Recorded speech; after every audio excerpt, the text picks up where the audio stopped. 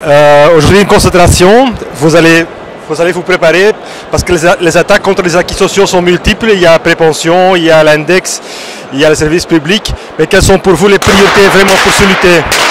Mais en fait, ce que nous voulons dire aux négociateurs qui sont en train de négocier notre futur, c'est de ne pas se tromper de cible. En fait, si nous sommes dans un tel déficit, s'il y a 11 milliards à aller trouver, c'est parce que la finance règne en maître absolu à l'heure actuelle. C'est parce qu'il a fallu sauver les banques, c'est parce qu'il y a eu moins de recettes fiscales dans les caisses de l'État, c'est parce qu'il y a eu plus de dépenses sociales. Et donc, faire payer les travailleurs et les allocataires sociaux alors qu'ils ne sont en rien responsables de ce déficit, nous ne l'accepterons pas. Et donc, toucher à l'index, quand on sait ce que l'index représente pour les travailleurs. Hein. Si vous prenez un salaire de 1 700 € net par mois, c'est un bon salaire, c'est un salaire moyen. Eh bien, s'il n'y avait pas eu de système d'indexation ces 5 dernières années, eh bien, il y aurait eu une perte de 170 € par mois, 10%. Donc nous défendrons bec et ongle l'index, nous défendrons les allocataires sociaux.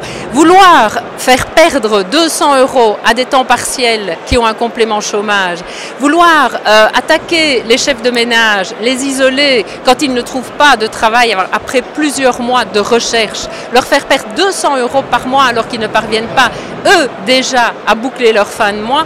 Pour nous, c'est inacceptable, bien évidemment, et nous nous battrons pour que ça n'arrive pas. Aussi les prépensions, le temps crédit est aussi visé.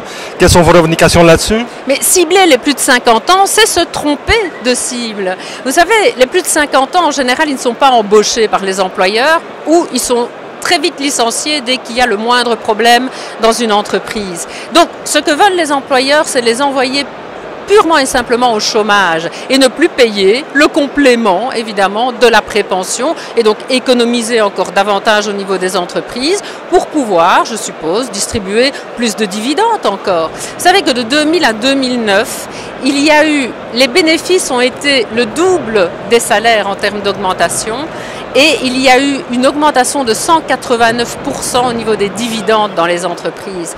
Donc, à nouveau, il ne faut pas se tromper de cible et nous ne l'accepterons pas.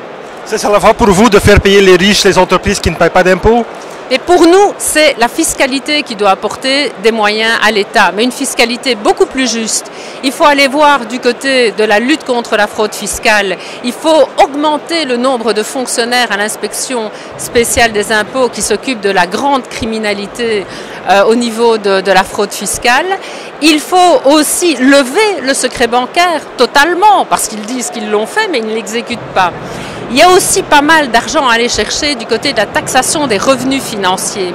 En Belgique, la taxation moyenne des revenus du travail est de l'ordre de 24%. Nous voulons que les revenus financiers, qui parfois ne sont pas taxés du tout, ou le sont à 15%, eh bien le soient au même titre que les revenus du travail. Et en fin de compte, il faut aussi remettre de l'ordre dans tous ces cadeaux qui sont donnés, ces cadeaux fiscaux qui sont donnés aux entreprises, en particulier les intérêts notionnels. Quand on voit chez ArcelorMittal ce que ça donne, hein, il licencie 581 personnes, mais il n'hésite pas évidemment à ne payer rien du tout en termes d'impôts grâce aux intérêts notionnels. Donc pour nous, il faut supprimer les intérêts notionnels, les remplacer par quelque chose qui contribue à la relance économique et à la création d'emplois. On en a vraiment besoin. On parle aussi d'une taxe sur les riches, une taxe millionnaire. Vous êtes aussi pour cette idée-là? Bien sûr, mais au préalable, 2 choses. Il faut un cadastre des fortunes, parce qu'il y en a beaucoup qui éludent l'impôt déjà maintenant parce qu'ils ne déclarent pas l'ensemble de ce qu'ils possèdent. Deuxièmement, il faut évidemment cette taxe et il ne faut pas qu'elle soit momentanée, le temps d'une crise, il faut qu'elle soit structurelle. Aujourd'hui, consultation, mais peut-être demain, un budget formé par le gouvernement Di Rupo. Qu'est-ce que vous allez en faire après? Mais nous sommes dans la mobilisation. Nous avons dit quelles étaient nos balises, nos limites, nos alternatives. À partir de là, si on ne nous entend pas, le 2 décembre prochain, de toute façon, une manifestation d'importance nationale aura lieu à Bruxelles. Il y aura d'autres manifestations, notamment le 7 décembre à Liège, et nous n'excluons pas une grève générale.